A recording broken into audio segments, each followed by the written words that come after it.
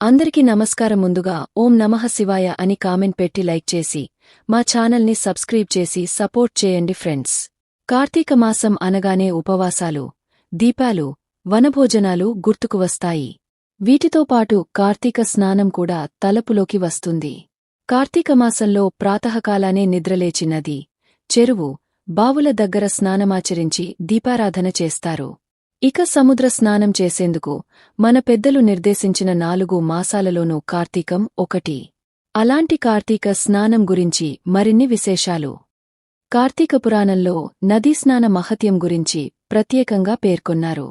అధికార గర్వంతో కన్నుమిన్ను కానక ఒకడు, తల్లిదండ్రుల ఆలనాపాలన చూసుకోక మరొకడు, వ్యసనాలలో మునిగితేలిన ఇంకొకడు బ్రహ్మరాక్షసులుగా మారిన వృత్తాంతం అందులో కనిపిస్తుంది.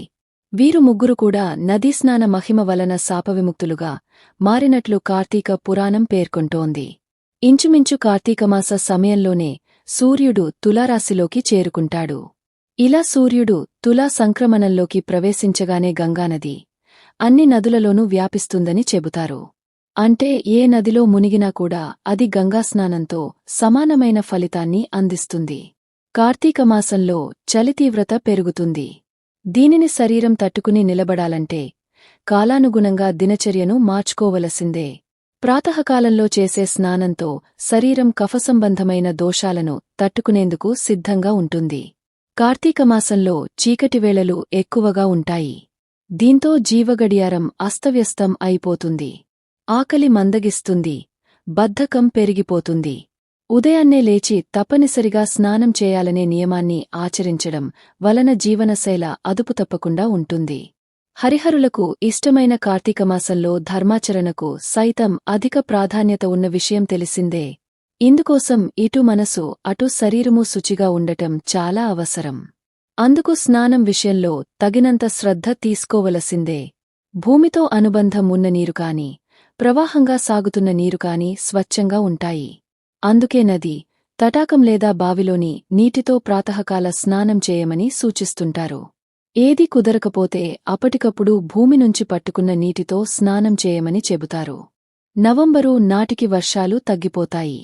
నదుల ఉధృతి తగ్గి గంభీరంగా ప్రవహిస్తూ ఉంటాయి. వాటిలోని మలినాలన్నీ అడుగుకి చేరుకుని నిర్మలమైన నీరు మాత్రమే ప్రవహిస్తుంటుంది. అటు సమృద్ధిగా, ఇటు స్వచ్ఛంగా ఉన్న నీటిలో స్నానం చేయాలంటే కార్తీక మాసమే అనువైన సమయం. నవంబరు మాసం తీర్థయాత్రలు చేసేందుకు అనువైన సమయం. అందుకే ఈ మాసంలో ఒక్కసారైనా నదీ స్నానం చేయమంటూ పెద్దలు ప్రోత్సహిస్తుంటారు. అలాగైనా మన దగ్గరలోని పుణ్యక్షేత్రాలను దర్శిస్తామని వారి నమ్మకం. ఇక సముద్ర స్నానం చేసేందుకు మన పెద్దలు సూచించిన 4 మాసాలలో ఆషాఢం, కార్తీకం, మాఘం, వైశాఖం, కార్తీకం ఒకటి. ముఖ్యంగా కార్తీక పౌర్ణమి నాడు కనుక సముద్ర స్నానం చేస్తే విశేష ఫలితం ఉంటుందని చెబుతారు. కార్తీక మాసంలోని సముద్రంలోకి నదీజలాలు విశేషంగా సంగమిస్తూ ఉంటాయి. పైగా నీరు కూడా వెచ్చగా ఉండి స్నానం చేసేందుకు అనువుగా ఉంటుంది. కార్తీక మాసంలో నీటిమీద చంద్రుని కిరణాల ప్రభావం అధికంగా ఉంటుందంటారు. ఇలా చంద్రకిరణాలను సోకిన నీటితో స్నానం చేయడం వలన అనేక వ్యాధులు నయమవుతాయని చెబుతారు. సూర్యోదయానికి ముందుగానే స్నానం చేయమని సూచించడం వెనుక ఇదే అంతరార్థం కావచ్చు. అందులోనూ సముద్ర స్నానానికి, పుణ్యక్షేత్రాల్లో నదీ స్నానానికి కూడా ప్రత్యేక రోజులు ఉన్నాయి. మనం ఆశ్వయుజమాసం, పౌర్ణమి నుండి కార్తీకమాసం చివరి వరకు చేసే కార్తీక స్నానం గురించి తెలుసుకుందాం. దసరా పండుగ తర్వాత వచ్చే పౌర్ణమి నుంచి మొదలై కార్తీకమాసం, పౌర్ణమి వరకు ఒక నెలపాటు తీర్థస్నానం చేయడం వలన ఆధ్యాత్మిక పరంగా చాలా శుభపరిణామాలు చోటు చేసుకుంటాయి. ఈ మాసంలో సూర్యోదయానికి ముందు 2 ఘాటీలు అంటే సుమారు 1 గంట ముందు చేసే తీర్థస్నానాన్ని కార్తీక స్నానం అంటారు.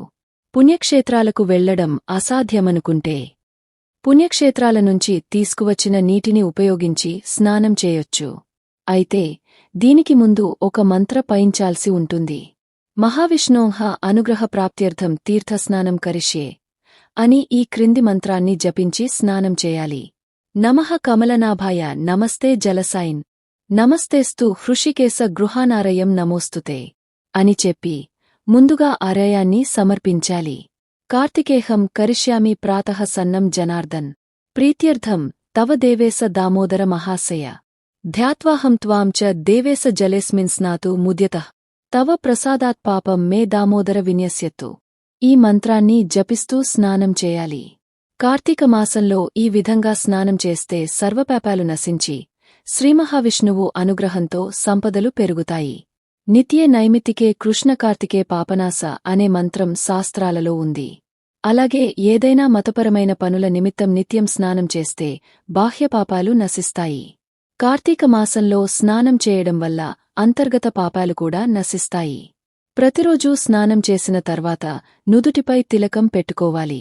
వ్రతినః కార్తికే మాసి స్నాతస్య విధివత్మం గృహానారయం మయాదత్తం రాధయా సహితో హరే.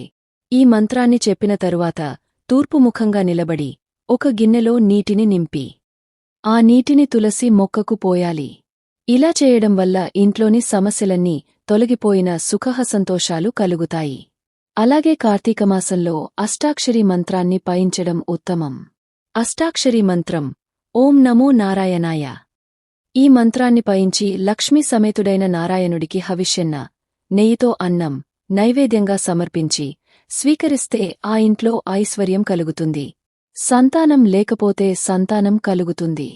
అలాగే కార్తీక స్నానానికి పుణ్యక్షేత్రాలకు వెళ్లడం వల్ల పుణ్యఫలం ఎక్కువ. కార్తీక మాసంలో విష్ణు సంబంధిత పుణ్యక్షేత్రాలలో స్నానం చేయడం విశేషం. కార్తీక మాసానికి ఒక విశిష్టమైన స్థానం ఉంది.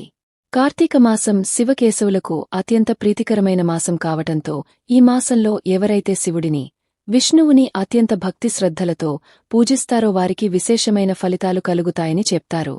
ఇక కార్తీక మాసం నెల రోజులు రోజూ ఉదయాన్నే స్నానం ఆచరించటం వల్ల మంచి ఫలితాలు కలుగుతాయని చెప్తున్నారు. ఇక కార్తీక స్నానాలతో ఎలాంటి ఫలితాలు కలుగుతాయి అనేది కూడా ఇప్పుడు తెలుసుకుందాం. కార్తీక మాసంలో భక్తులు విశేషంగా పవిత్ర స్నానం చేస్తారు. చాలామంది భక్తులు నదీ స్నానాలు చేసి శివకేశవులను భక్తితో పూజిస్తారు. హిందూ క్యాలెండర్ ప్రకారం సంవత్సరంలో అత్యంత పవిత్రమైన మాసాలలో ఒకటైన కార్తీక మాసంలో భక్తులు శివునికి పత్రం పుష్పం ఫలంతోయం సమర్పిస్తారు. చాలామంది భక్తులు సమీపంలోని నదిలో పుణ్యస్నానాలు చేసి దీపాలు వెలిగిస్తారు. కార్తీక మాసంలో నదీ స్నానాలు చేయటం వల్ల సకల పాపాలు తొలగిపోతాయని భక్తులు విశ్వసిస్తారు. కార్తీక మాసంలో పై శ్లోకాన్ని చదవలేనివారు ఓం నమో నారాయణాయ అంటూ అష్టాక్షరీ మంత్రాన్ని ఓం నమఃశివాయ అంటూ శివుడిని మనసులో తలుచుకుని స్నానం చేసినా అంతే ఫలితముంటుంది. కార్తీక మాసంలో సూర్యోదయానికి 1 గంట ముందు చేసే స్నానాన్ని కార్తీక స్నానం అంటారు. చాలామంది ఈ నెలలో పుణ్యక్షేత్రాలకు వెళ్లటం అసాధ్యం అనుకుంటే పుణ్యక్షేత్రాల నుండి తెచ్చిన జలాలను ఉపయోగించి స్నానం చేసినా అంతే ఫలితముంటుంది.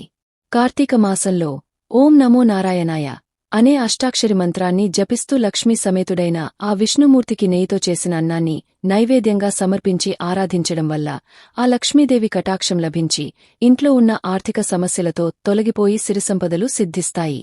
సంతానలేని సమస్యతో బాధపడేవారు కూడా ఈ కార్తీకమాసంలో కార్తీక స్నానమాచరించి ఆ మహావిష్ణువును ఆరాధించటం వల్ల సంతాన సమస్యలు తొలగిపోతాయి.